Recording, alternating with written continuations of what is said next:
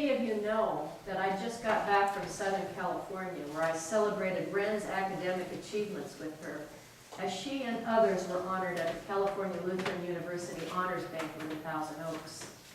I stayed with my parents who live in Riverside County. So those of you who know distances in Southern California may realize that I also spent some time in the car. I am grateful to my dad and mom for their chauffeuring. And as I rode, I looked out the window. I saw a large billboard advertising a new church, and it made such an impression on me, I resolved to remember what it said. It said, "Glory Church, creating a culture for Christ."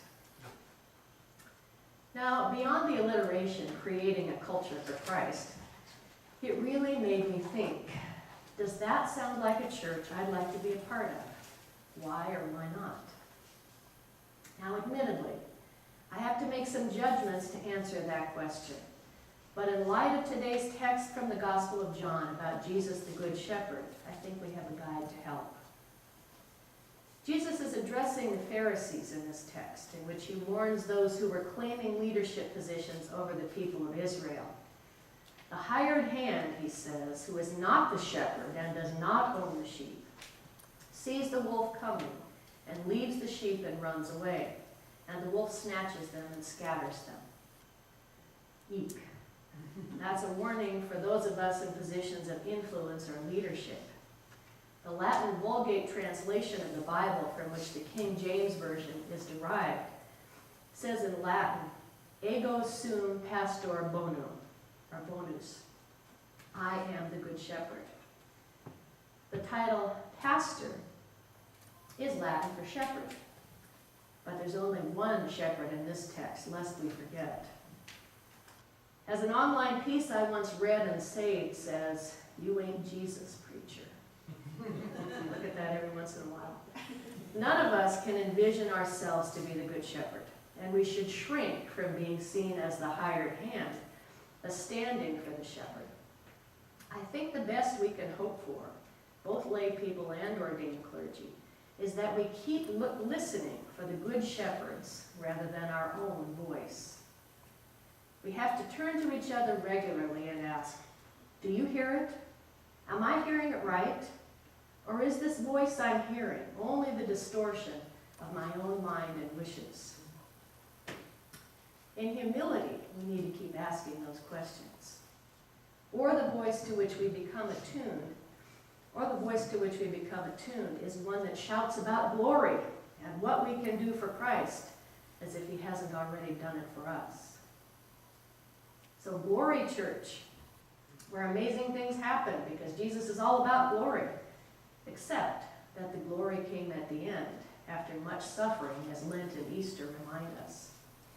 We can't just resolve to strongly project an image of glory every day and every Sunday as we gather here.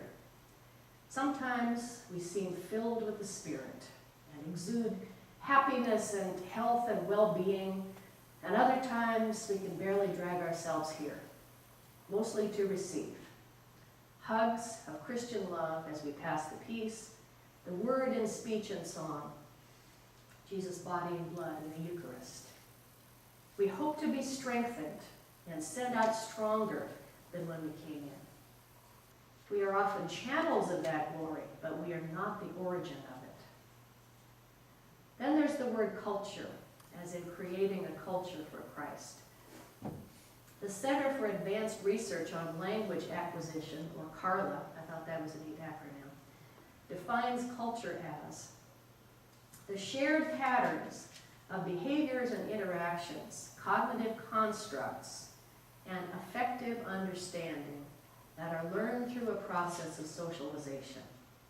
These shared patterns identify the members of a culture group while also distinguishing those of another group. So, what might this culture for Christ or Christ culture look like?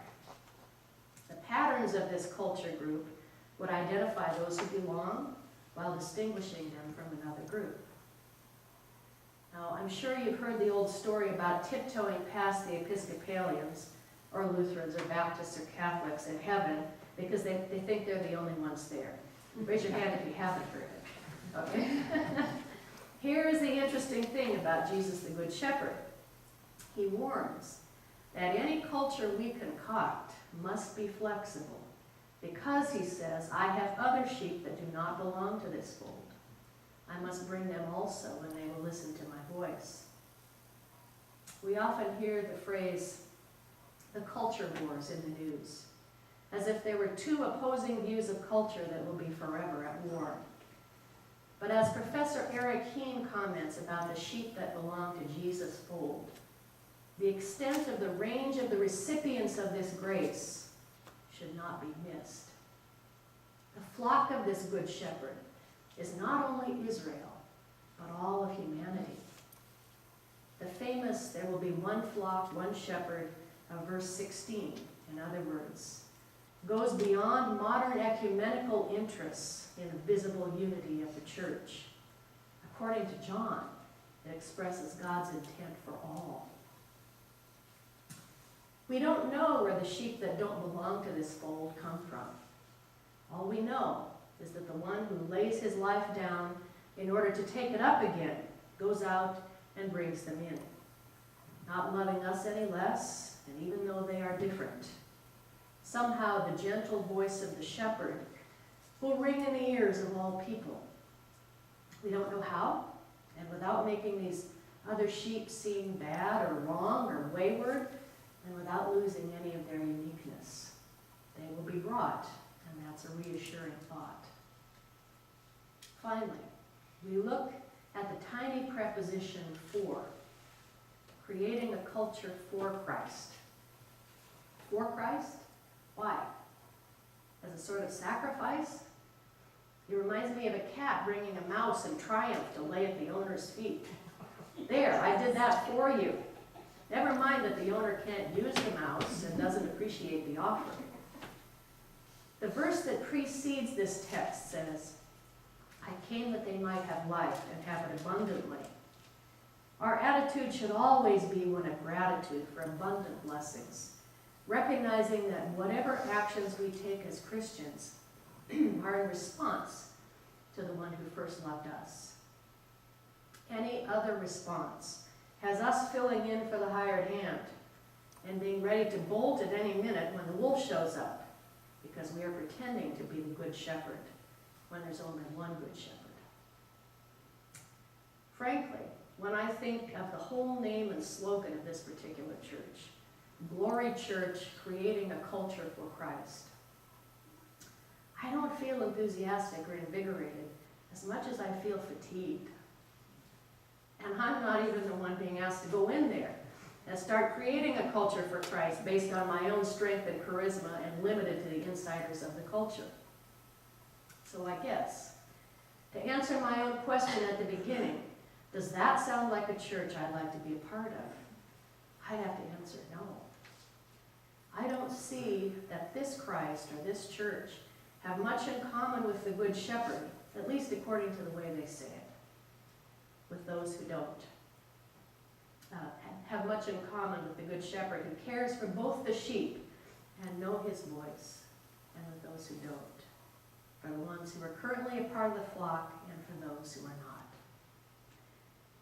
We're currently finalizing mission statement for St. Francis, and names and slogans like this can sometimes get us into trouble. But if I were to try to construct one based upon Jesus' metaphors in this part of the Gospel of John, it might go something like this. The Good Shepherd's Church. May you see, hear, and know the Good Shepherd through us, among us, and even at times despite us. Oh, and all are welcome, both those who wander and those from other folds. Amen. Amen.